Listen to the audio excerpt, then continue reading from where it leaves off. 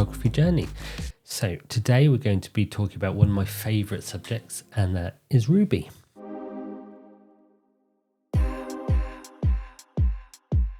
So if you spent any time looking at my Instagram or watching any of my videos, you'll probably have seen she makes quite a lot of appearances. And of course, she is my 5-year-old Sprocker Spaniel. We've had her since she was 8 weeks old, and she's definitely part of the family now. So I've taken thousands of pictures of her, and that's not going to stop anytime soon. So I feel I'm in a quite good position to talk about what I do with it, how I set my camera up for this, and what settings I find best to capture images of her. I know that a lot of my photography is woodland based as well, and generally speaking, when I'm there, she's there by my side with me, and she gets in the pictures, sometimes intentionally, sometimes not. And the big thing is that sometimes I get her to pose, sometimes they're kind of more candid pictures, but she's something that I've taken lots and lots and lots of pictures of. I can see how much my technique has changed, what I attempt to take in different pictures, and some are good, some less good. So let's have a look at it, because it's something that's quite easy for me to talk about.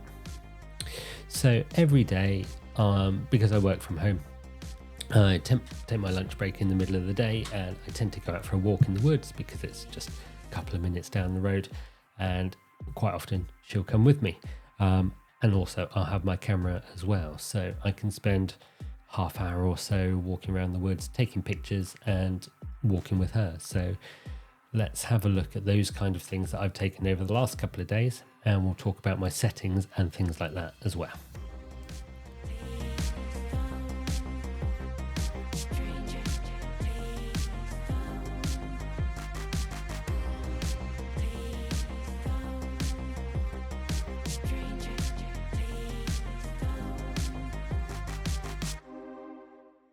So the settings on my camera are sometimes a bit easier to understand if you've got your background of the exposure triangle and what I mean by these kind of different settings. So I'll link up here my playlist of these videos of my photography journey, so you can look back at the different aspects of the exposure triangle and work out what I mean talking about these settings. I'll try not to go into too much detail that you get lost, but that information is there, as I said, if you need it.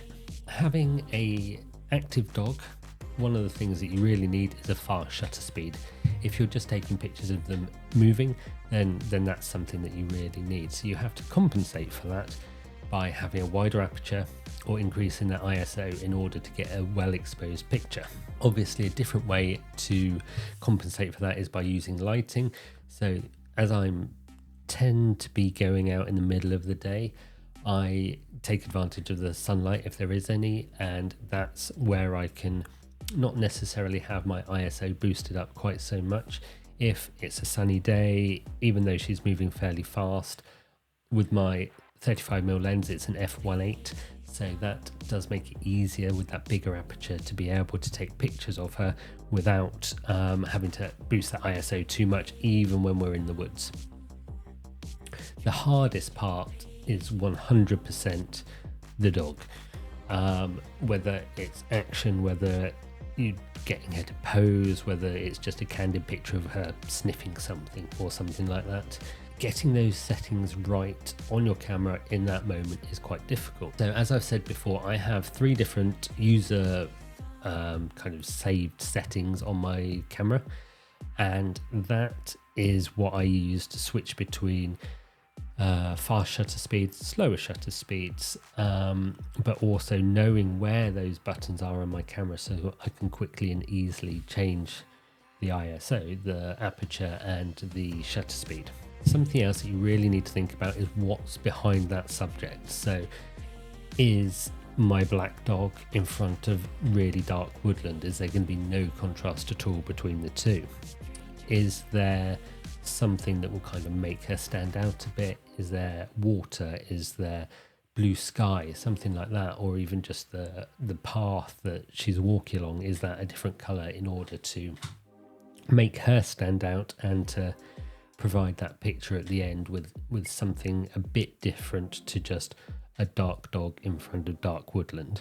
One of the things that I particularly like at this time of year is kind of the reds and the dark greens of the woodland, particularly after it's been raining, and that means that they contrast really well with the dark colors of ruby. So let's have a look at some of those pictures and I'll show you what I mean.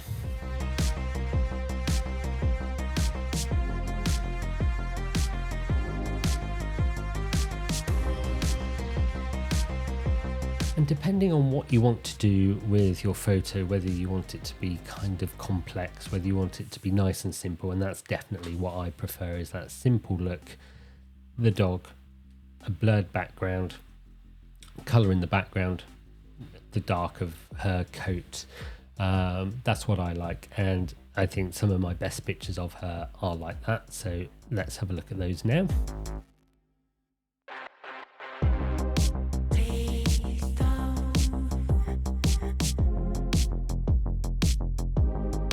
But obviously it doesn't always go to plan. There's definitely times when she looks like she'll be posing, or she looks like she'll sit still, and you want to try and capture that. So you stood there changing your settings on your camera, and that's when she moves. She sticks her tongue out, she has a scratch or something like that, and those are the pictures that don't always come out as well as you would want them to. So it's definitely not that I've taken thousands of pictures of her and they're all fantastic. There's definitely these ones that are less than ideal.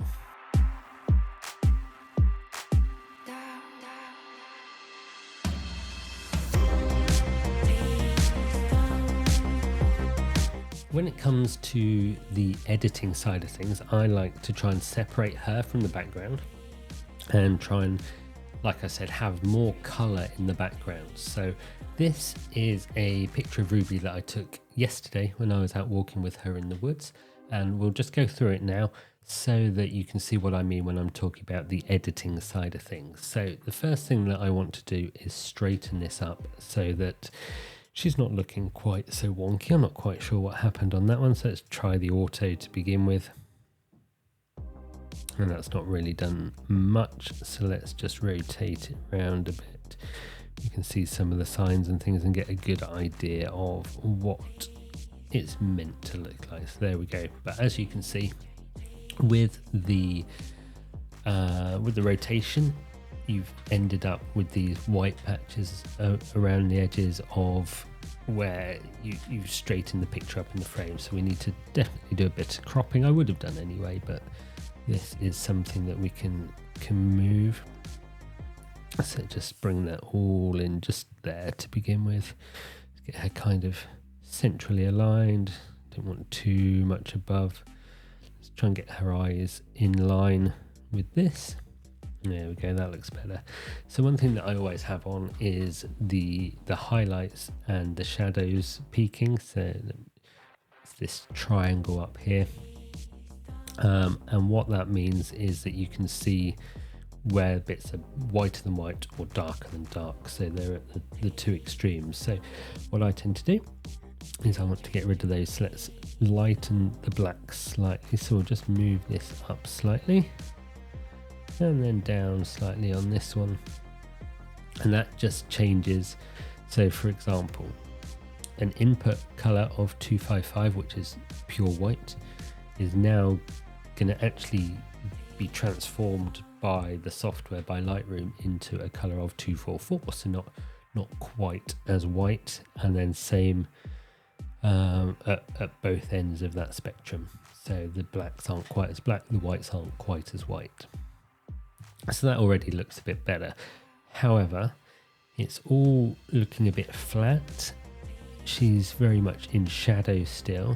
So one thing that I like to do is just press auto. Lightroom does its calculations, has a look at things and decides what it thinks is a good edit for the picture. And sometimes, like this, it's not too bad at all. I still think that she could be a bit brighter, and maybe we'll desaturate the back, although I do quite like the browns and things. So let's see. So the first thing that I'll do is using masks. So let's select the subject. This is the latest Lightroom, so it works brilliantly for this kind of things. And just to make life easier, we'll duplicate that and invert it as well. So now mask 1, which is Ruby, and then mask 1 inverted, which is the background. So mask 1 of Ruby, what we want to do is just kind of make her stand out a little bit.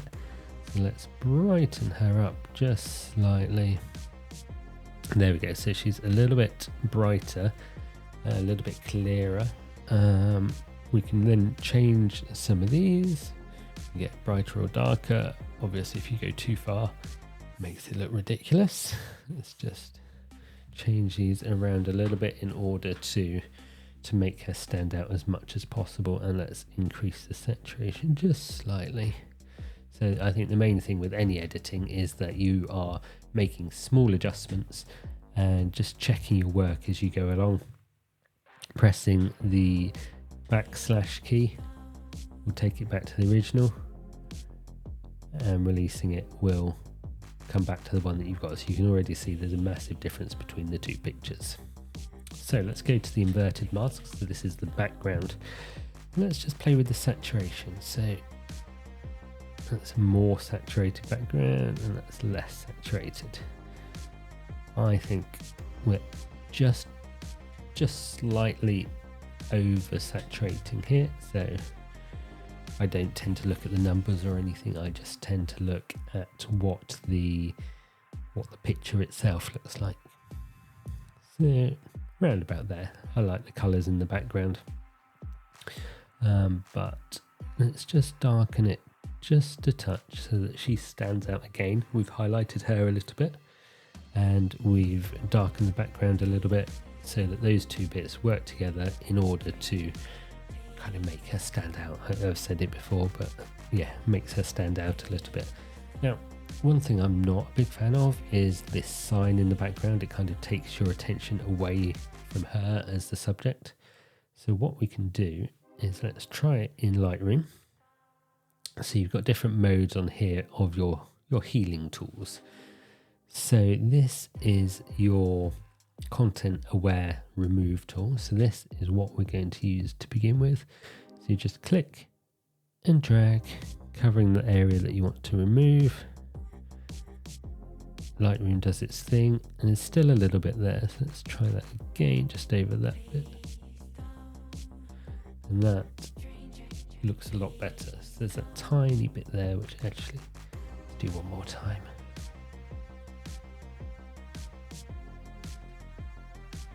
And there we go, completely gone.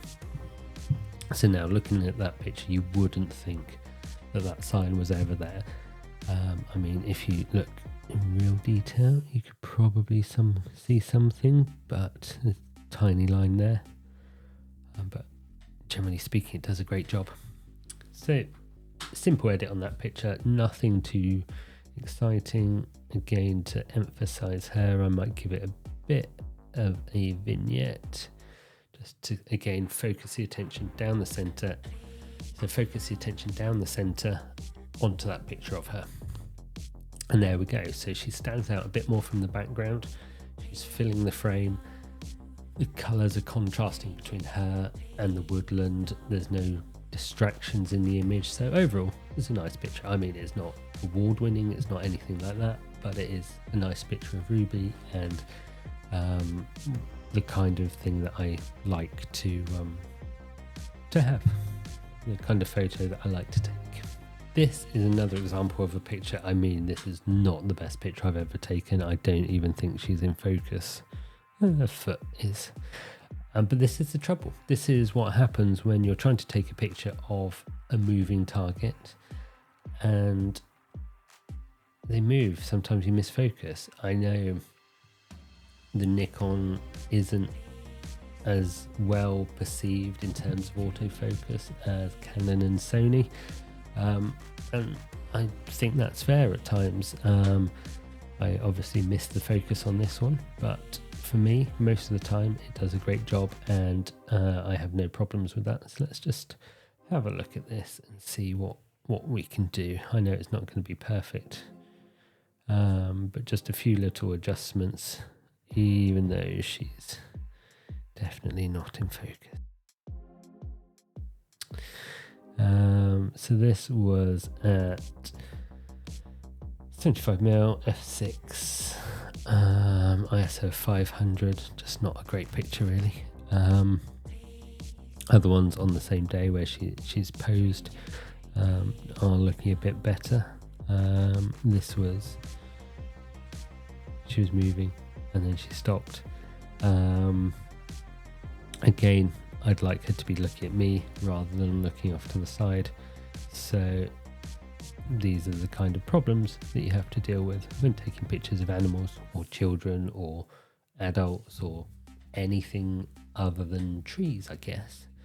This is quite a dark picture. We can brighten it up a little bit. My usual adjustments, and there she is. It's quite a nice little picture of her, but nothing too exciting. So a lot of these I'll just end up deleting. But there we go. That's a little bit of a look at how I would edit pictures of her, so that we can see what's going on there. Thank you for watching today, and don't forget to like, comment and subscribe. Share it with your friends if you want to. And next week we'll be talking about a different topic. I think as we're coming up towards Christmas, we'll talk about how on earth you take pictures over Christmas. People in your house, animals, children, all the lights, and we'll kind of look into that in a bit more detail. So I will see you again next week on my photography journey. Have a great week. Bye.